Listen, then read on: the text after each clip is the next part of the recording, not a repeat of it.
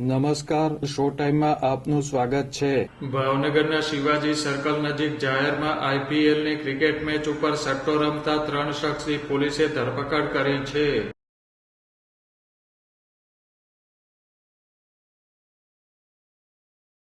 LCB police પેટ્રોલિંગમાં હતી તે દરમિયાન શહેરના શિવાજી સર્કલ એપલ ફાર્મસીની સામે બાકડા ઉપર બેસીને આઈપીએલની ક્રિકેટ મેચ ઉપર હારજીતના સોદા પાડી સટ્ટો રમતા 3 શખ્સે ઝડપી લીધા હતા.